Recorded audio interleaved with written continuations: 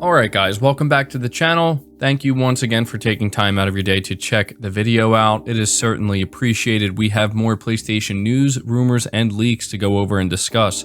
So before we dive into today's topics, make sure you hit the like button to help the video out and show it your support. And if you are new here to the channel, make sure you hit that subscribe button as well. The first topic I want to talk about briefly before we talk about some pretty significant news regarding God of War Ragnarok is the PlayStation Plus games lineup for January 2022 has officially been announced by Sony, and it turns out that the leak we covered not that long ago was correct. So for PlayStation 5 and PlayStation 4, you're looking at Deep Rock Galactic, and then also for PS5 and PS4, you're looking at Dirt 5, and then for PS4, you're looking at Persona 5 Strikers. So this is a very solid lineup for January.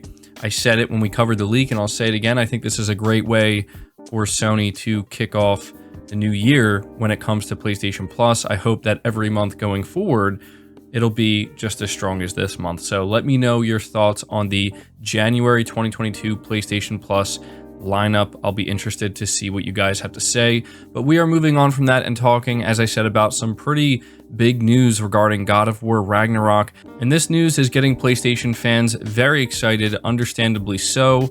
I want to go over this with you and give my thoughts on it. I came across this over on the Gaming Leaks and Rumors Reddit, courtesy of PM_Steam Codes, where they link a Twitter account where the user is VGAR_SA. Now, this individual seems to have discovered that God of War Ragnarok has officially been rated in Saudi Arabia. And this is a pretty big deal. This tells you that the game is pretty much nearing completion. At the very least, you have to imagine it's in a fully playable state.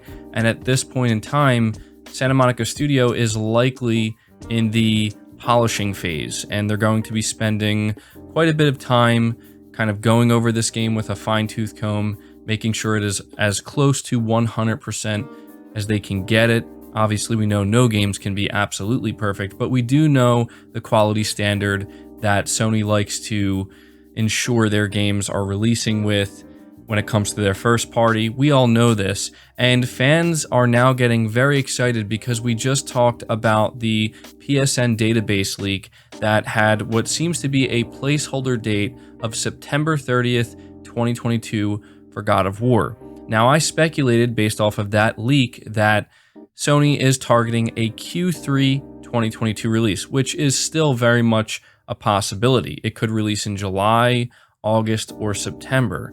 But now that we're looking at this game being rated already, it gives us maybe some hope that Ragnarok could end up releasing sooner than that. We could end up seeing God of War Ragnarok release in April, May, or June. I think a Q2 2022 release is now looking much more plausible. If we didn't get this rating, I likely wouldn't be saying that, but there is now, I think, a real tangible chance that Ragnarok will release within the first half of 2022. Now, that's just an assumption, and I don't want to get anybody's hopes up, but when you see something like this, you can't help but, think to yourself, well, this is a good sign, right? This is a sign that maybe the game could release sooner, and it absolutely is. Obviously, right now, nobody knows when exactly Sony is planning to release God of War Ragnarok, so we can speculate. Maybe it'll come out in April, maybe it'll come out in May, maybe June, maybe July.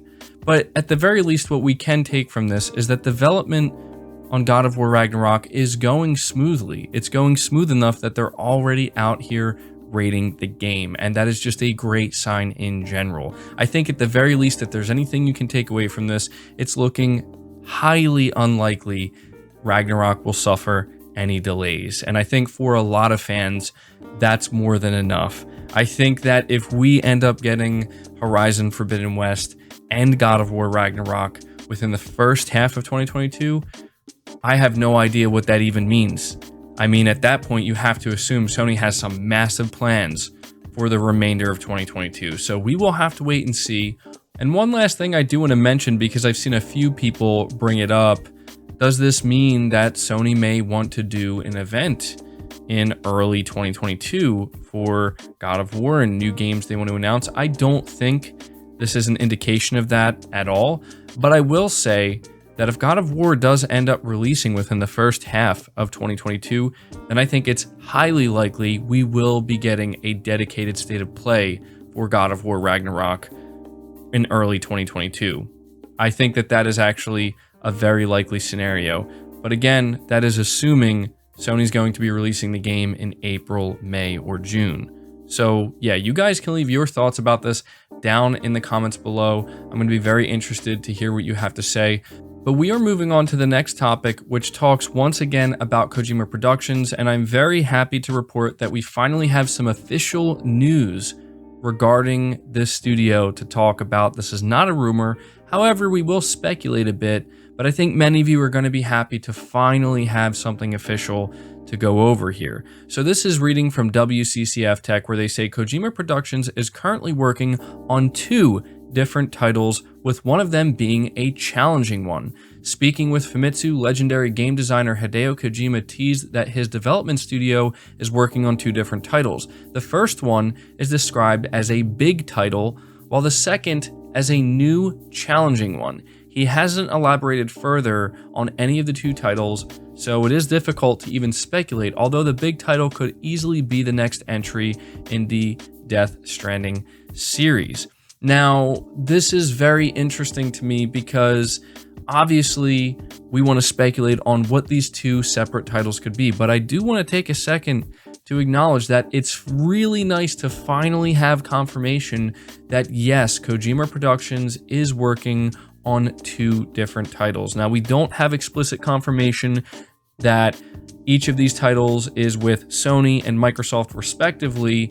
We still have to speculate on that, but considering all the rumors we've gotten and received over the past 12 to 18 months, it would make sense if one of these titles is with Sony and the other is with Microsoft. If you think about all the rumors, right? It's almost like people had to pick sides with these rumors, when in reality, it's like maybe they were all true to some extent.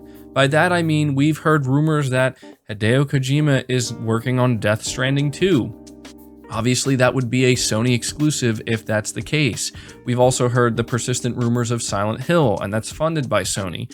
That's obviously something we don't know yet, but again, the rumors have been persistent. But on the other side, we've been hearing that no, Hideo Kojima is signing a deal with Microsoft to make an exclusive for them that's going to be something brand new that leverages cloud computing technology, and Microsoft just wants to give him the chance to be able to do something crazy potentially with that, right? And we've heard both of these things. Like, we've heard from solid sources regarding Sony, regarding Silent Hill, regarding Death Stranding. In fact, I think Death Stranding 2 was explicitly mentioned by Norman Reedus himself. And then on the other side, we've heard from some pretty solid sources regarding Xbox info that, hey, this is what they're hearing about Microsoft and Kojima. So at this point in time, I think what most people are thinking is that the big title is either going to be Death Stranding 2 or the long-rumored Silent Hill with Sony, and that the new challenging title that Kojima is referring to is the cloud-based AAA title that he's going to attempt to develop in partnership with Microsoft. Or it could just be that neither of these titles are going to be exclusive to any platform, and they're just going to be multi-platform titles. There's always that possibility as well, but again, going based off of all the rumors we've been hearing, this would make the most sense to me, and I think that it's interesting, right? It will be interesting to see how Hideo Kojima will handle all of this. He also made it clear that he plans to do other things outside of games, so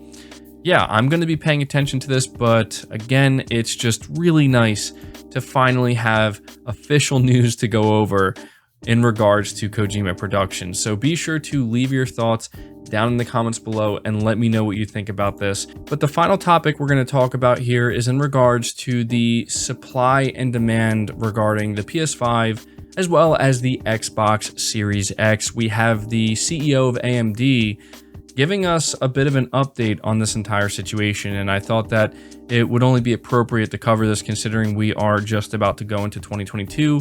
And I have to imagine that there are quite a few people who are hoping to get their hands on a PS5 next year. So this is reading once again from WCCF Tech, where it says AMD's CEO Lisa Su has expressed how she is impressed by the ongoing high demand for both the PS5 and the Xbox Series consoles. It's no secret that the demand for the next-gen consoles has been high ever since the release last year. With the ongoing supply shortages, both consoles are still hard to come by. In the most recent financial earnings call with investors, AMD's CEO was asked about the current supply situation and seasonality. According to Lisa Su, AMD will be ramping up the production of chips next year, and she expects 2022 to be another strong year for both Sony and Microsoft, although she expects that 2023 will be a peak year for the next-gen consoles. So she's not being too specific here, but I think that maybe this is a good sign, right? Like, this is coming directly from AMD CEO, and she's saying it's going to be a strong year. She doesn't necessarily say how strong, but she's also letting us know that 2023 will likely be the peak year, which is to be expected.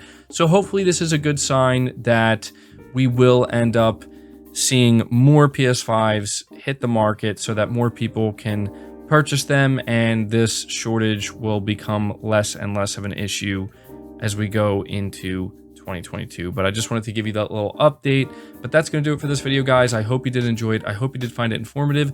Leave it a like if you did, subscribe if you're new, hit the bell notification icon, and feel free to share this video out on top of all that. But until next time, guys, take care.